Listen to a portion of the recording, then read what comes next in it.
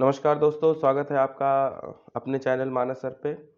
और आज मैं संविधान की उद्देशिका, विशेषताएं एवं नागरिकता से संबंधित जो विगत वर्षों में प्रश्न पूछे गए हैं उनको डिस्कस करेंगे। बहुत ही महत्वपूर्ण प्रश्न है, लगभग 50 सवाल आज हम इसके करेंगे। तो इसमें पहला है कि निम्न शब्दों पे विचार करें। ठीक है, समाजवादी, प्रजातांत्रिक, सार्वभौमिक, धर्मनिरपेक्ष। सही शब्दों का विचारानुसार क्रम दीजिए। तो सार्वभौमिक, समाजवादी, धर्मनिरपेक्ष। सार्वभौमिक, समाजवादी, धर्मनिरपेक्ष।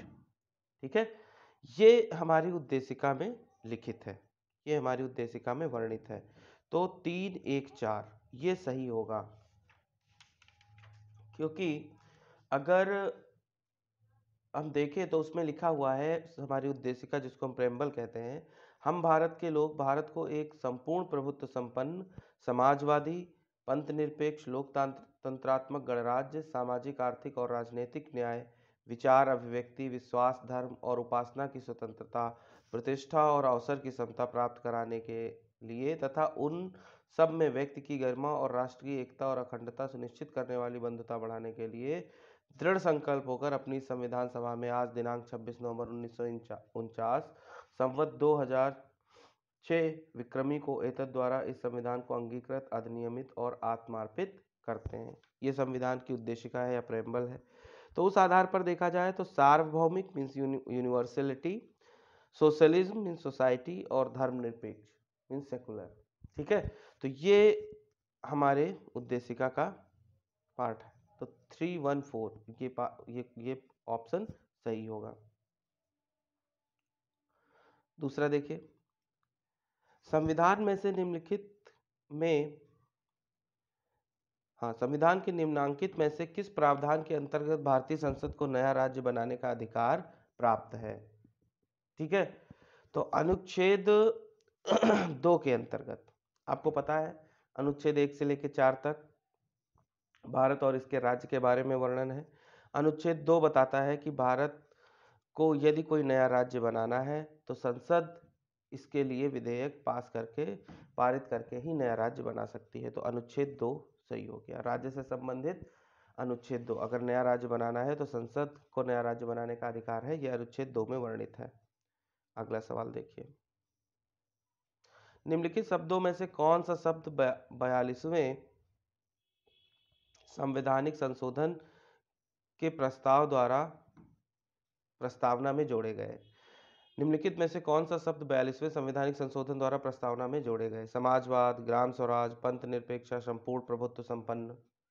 तो 42वां संविधान संशोधन बहुत ही महत्वपूर्ण संविधान संशोधन था। इसके द्वारा एक तो समाजवाद और एक पंथ निरपेक्षता, ये 2 वर्ड संविधान में जोड़े गए। ठीक है, तो इसका कौन सा पार्ट सही होगा? इसका बी सही होगा, फर्स्ट और थर्ड। ठीक है, एक समाजवाद, एक पंथ निरपेक्षता, 2 शब्द 42वें संविधान संशोधन द्वारा जोड़े गए। ठीक है, भारत एक गणतंत्र है, इसका अर्थ क्या है बताइए? भारत एक गणतंत्र है, इसका अर्थ है कि भारत में जो भी सरकार होगी वो लोगों द्वारा चुनी गई होगी, या भारत में वंशानुगत शासन नहीं है। ठीक है, अगला सवाल आइए, भारत के संविधान के आमुख का लक्ष्य उसके सभी नागरिकों के लिए सुनिश्चित करना है। क्या सुनिश्चित करना है? देखो संविधान में क्या लिखा हुआ है, सामाजिक तथा आर्थिक न्याय, विचार एवं अभिव्यक्ति की स्वतंत्रता, अवसर की समता या समानता, व्यक्ति की प्रतिष्ठा। तो ये सारी चीजें संविधान की उद्देशिका में प्रेम्बल में वर्णित है। इसका मतलब संविधान के उद्देशिका या आमुख का लक्ष्य सभी नागरिकों के लिए सुनिश्चित करना है, ये चारों। तो कौन सा सही होगा? डी सही होगा। ठीक है, इसका डी पार्ट सही होगा। आगे आइए, भारत में लौकिक सार्वभौमिकता है क्योंकि संविधान की प्रस्तावना किससे आरंभ होती है? हम भारत के लोग शब्दों से। ठीक है, हम भारत के लोग, तो सबके लिए ही संविधान हमारा डिसाइडेड है, निर्धारित है। संविधान की प्रस्तावना के बारे में कौन सा सही है? समाजवादी, धर्मनिरपेक्ष शब्द 1950 में लागू संविधान में के अंग में नहीं थे, बिल्कुल सही बात है। उक्त शब्द 1977 में नहीं 1977 में नहीं जोड़े गए। उक्त शब्द 1985, ये भी गलत है। उक्त शब्द संविधान की प्रस्तुति, ये भी गलत है। तो सिर्फ एक ही सही है कि समाजवादी धर्मनिरपेक्ष शब्द 1950 में लागू किए हुए संविधान में नहीं थे। ठीक है, आगे आइए। कल्याणकारी राज्य का उद्देश्य क्या होता है, बताइए। अधिकतम संख्या का अधिकतम कल्याण सुनिश्चित करना, कमजोर वर्गों के लिए कल्याण का प्रबंध करना, सभी नागरिकों को स्वास्थ्य सुविधाएं देना, उपरोक्त में से कोई नहीं। तो हालांकि ज्यादा जो ऑप्शन है वेरी क्लोज है, जो प्रश्न है उसके बहुत नजदीक है, लेकिन कल्याणकारी या वेलफेयर स्टेट का मतलब होता है अधिकतम संख्या का अधिकतम कल्याण सुनिश्चित करना। आगे आइए। संविधान की उद्देशिका के संबंध में निम्न कथनों पर विचार कीजिए और दिए गए कूट की सहायता से बताइए कि इनमें से कौन सही है। तो पंडित जवाहरलाल नेहरू द्वारा ऑब्जेक्टिव प्रस्ताव या उद्देश्य प्रस्ताव अंतोगत उद्देशिका बना। पहला, इसकी प्रकृति न्याय योग्य नहीं है। दूसरा, इसका संशोधन नहीं किया जा सकता। तीसरा, संविधान के विशिष्ट प्रावधानों को यह रद्द नहीं कर सकता। चौथा, तो अगर देखा जाए तो संविधान की उद्देशिका के संबंध में पहला सही है, उद्देश्य प्रस्ताव जवाहरलाल नेहरू ने ही प्रस्तुत किया था और यही बाद में चल के उद्देशिका बना। इसकी प्रकृति न्याय योग्य नहीं है, हाँ ये भी बात सही है। इसका संशोधन नहीं किया जा सकता, पहले ऐसा था कि इसका संशोधन नहीं किया जा सकता, लेकिन बाद में केशवानंद भारती केस के बाद उन्होंने कहा कि संविधान की उद्देशिका में भी संशोधन संभव है, लेकिन उसका मूल भाव, सुप्रीम कोर्ट ने कहा कि मूल भाव परिवर्तित नहीं होना चाहिए, तो इसमें संशोधन किया जा सकता है। मतलब तीसरा ऑप्शन गलत है। संविधान के विशिष्ट प्रावधानों को यह रद्द नहीं कर सकता, ये भी सही है। तो बी पार्ट इसका सही हो गया कि 1 2 3 1 2 4। नेक्स्ट, भारतीय गणतंत्र की 26/11/1950 को सही संवैधानिक वस्तु स्थिति क्या थी जब संविधान लागू किया गया था। ठीक है, तो लोकतंत्रात्मक गणतंत्र, संपूर्ण प्रभुत्व संपन्न धर्मनिरपेक्ष लोकतंत्रात्मक गणतंत्र गणराज्य, संपूर्ण प्रभुत्व संपन्न लोकतंत्रात्मक गणराज्य। कौन सा सही है इसका? सी। ठीक है, आगे आइए।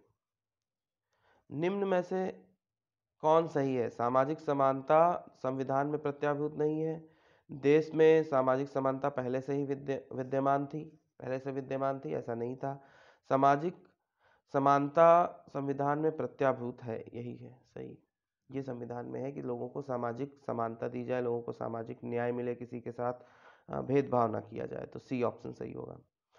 नेक्स्ट, भारत के संदर्भ में निम्न में से कौन धर्मनिरपेक्ष शब्द का सही भाव व्यक्त करता है? भारत में अनेक धर्म है, भारतीयों को धार्मिक स्वतंत्रता प्राप्त है, धर्मानुपालन व्यक्ति की इच्छा पर निर्भर है, भारत में राज्य का कोई धर्म नहीं है, ये सही है। भारत जो जिसको कहा गया है कि जो इस राज्य है, एक राज्यों का समूह है, उसका अपना कोई धर्म नहीं है। धर्मनिरपेक्ष इसी भाव को व्यक्त करता है। धर्मनिरपेक्ष शब्द जो हमारी प्रेमबल में है वो इसी भाव को व्यक्त करता है कि भारत में राज्य का कोई धर्म नहीं है। ठीक है, निम्नलिखित शब्दों में से, अगला सवाल देखिए, निम्नलिखित शब्दों में से कौन सा शब्द सन 1975 में भारतीय संविधान की प्रस्तावना में सम्मिलित नहीं था? ठीक है, तो बंधुत्व, संप्रभुता, समानता, अखंडता नहीं था। ठीक है, अखंडता शब्द भारत के संविधान में संविधान की प्रस्तावना में शामिल नहीं था।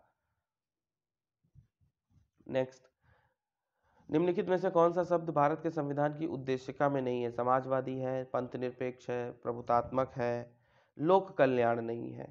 ठीक है, तो इसका ये डी ऑप्शन सही हो गया। निम्नलिखित में से किस वाद में उच्चतम न्यायालय ने यह धारणा प्रस्तुत की कि उद्देशिका संविधान का भाग है? ये बहुत इंपॉर्टेंट है, बम्बई बना यूनियन ऑफ इंडिया। ठीक है, इसमें उच्चतम न्यायालय ने कहा कि उद्देशिका संविधान का भाग है।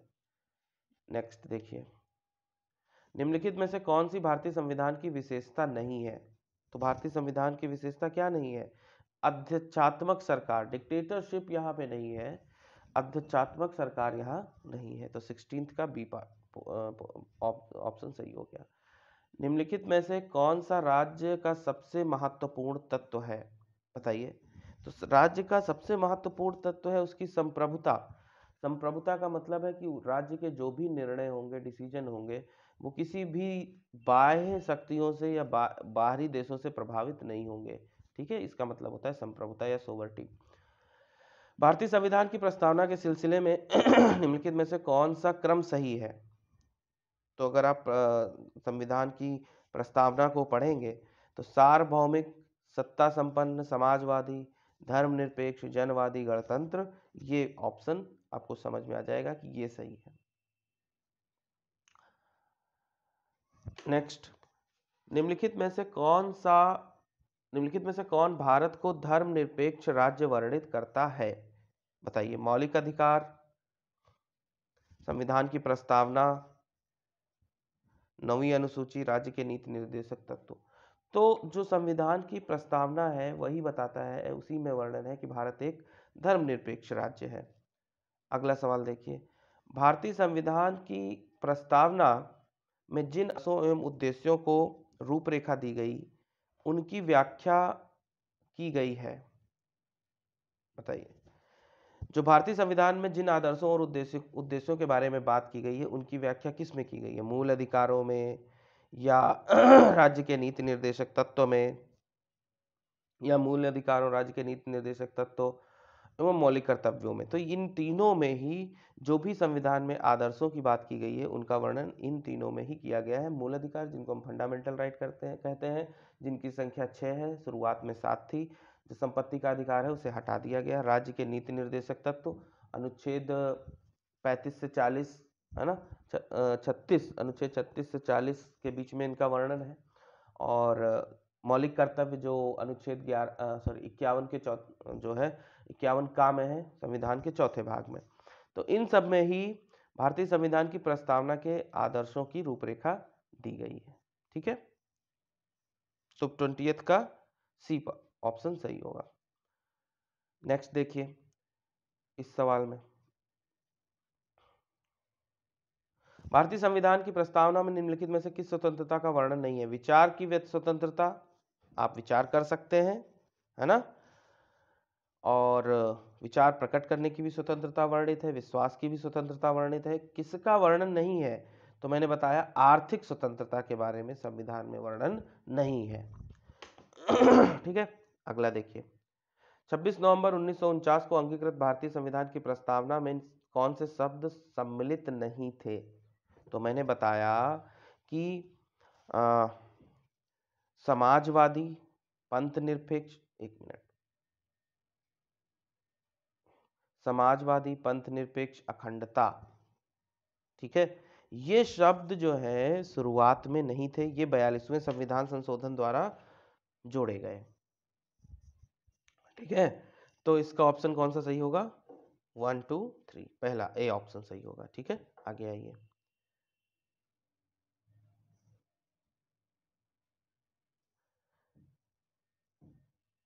संविधान में दिया गया आमुख है न्यायालय में लागू, एक मिनट, हाँ, न्यायालय में लागू होता है, महत्वपूर्ण है और उसकी उपयोगिता है, शासन करने के उद्देश्यों को उल्लेखित करता है, संविधान के कानूनी अर्थ निर्णय में सहायता करता है। तो संविधान में दिया गया प्रस्तावना या आमुख न्यायालय में लागू नहीं होता है, महत्वपूर्ण है और उसकी उपयोगिता है, बिल्कुल सही बात है, शासन करने के उद्देश्यों को उल्लेखित करता है, बिल्कुल ठीक बात है, संविधान के कानूनी अर्थ निर्णय में सहायता करता है, ये भी सही है। तो इसका डी ऑप्शन सही होगा। ठीक है, और आगे आइए। समाजवादी तथा धर्मनिरपेक्ष शब्द संविधान की प्रस्तावना में सम्मिलित किए गए, अभी मैंने बताया, इसका आंसर क्या होगा? 42वां संविधान संशोधन।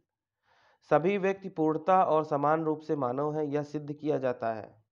बताइए, सभी व्यक्ति पूर्णता और समान रूप से मानव है, यह सिद्ध किया जाता है किससे?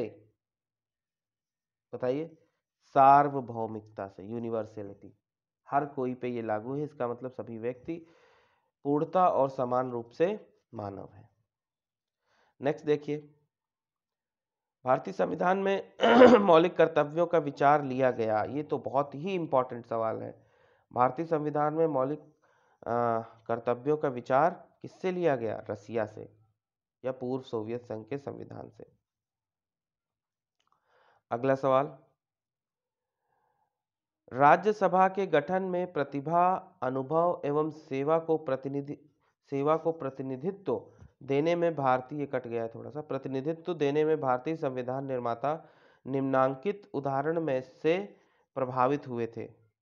बताइए कौन सा ऑप्शन इसका सही होगा? आयरिश गणतंत्र से, कनाडा से, संयुक्त राज्य अमेरिका से, ऑस्ट्रेलिया से।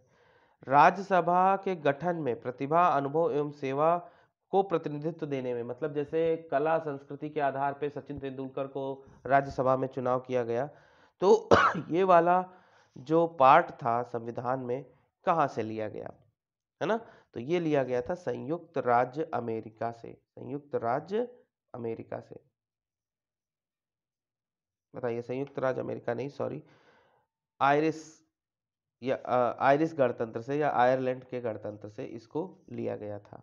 ठीक है, तो आज यहीं तक रखते हैं। इसी पार्ट को हम और आगे बढ़ाएंगे और सारे सवाल लेके आएंगे जो कि प्रीवियस ईयर पूछे गए हैं।